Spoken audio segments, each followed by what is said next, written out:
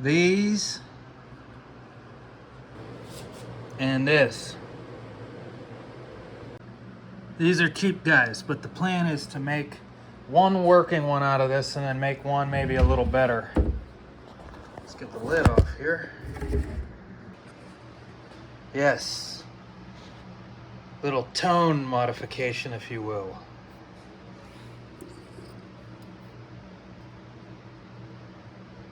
Yingling. You know, I don't even know how you would get those in there on accident. This one's older. The other one had a date of 04. I had one of these when I was a kid. All right, the unveiling.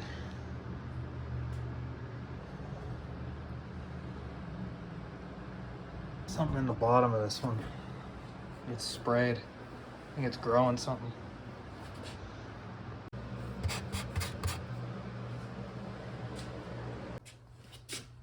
Apparently this is a Chinese one.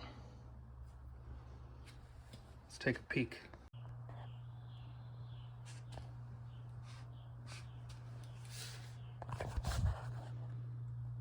Tubes look okay.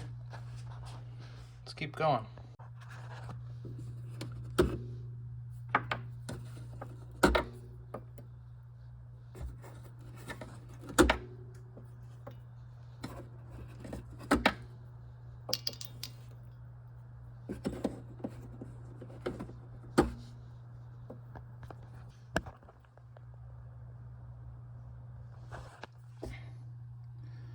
Looks identical to me. I mean, the board material is obviously different. The cables look the same jacks.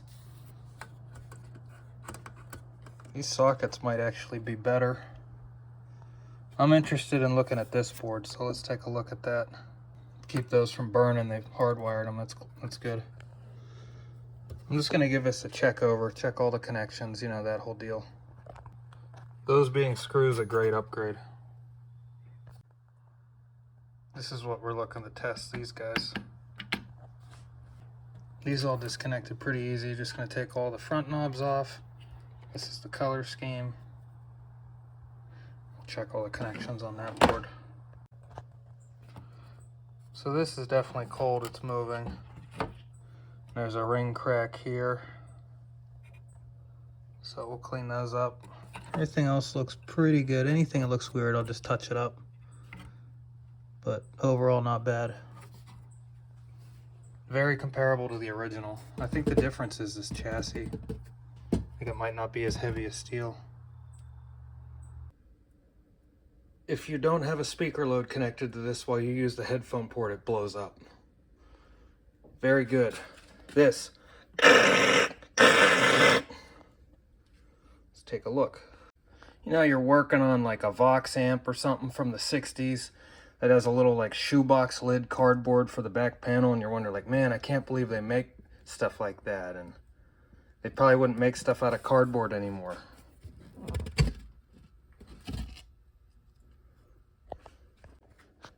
So these got to come out of the front panel. There's 5 of them, and then that'll pull straight back, sort of.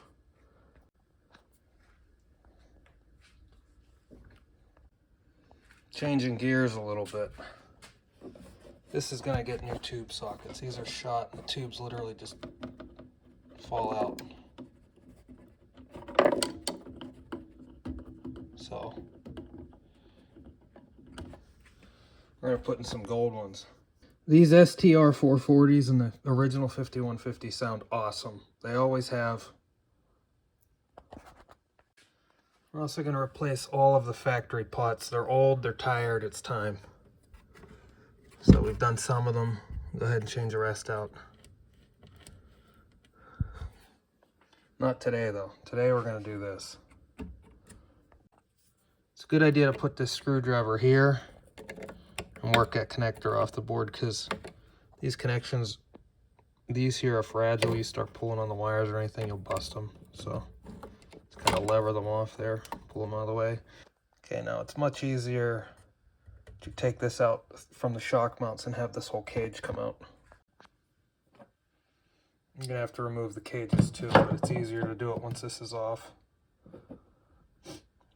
Note the alignment. These are on the top, these are on the bottom. So the easiest way to do this, because these are bent over, is to cut these off at the base with flush cuts. You can heat them up and just push them right through.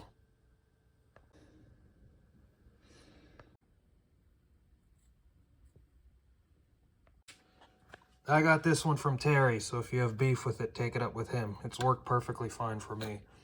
It's ceramic, and these also grab the tubes very, very hard. So once they're in there, they're in there. What Terry says, because this pattern isn't quite the same, the Beltons have sort of a snap-in. You flatten these and bend the tips over. So let me show you. So I get them pretty starred out there, and then I flatten them. Now you're not going to get a lot of back and forth on this. You got to get them flat and stop, because they will snap off if you monkey with it.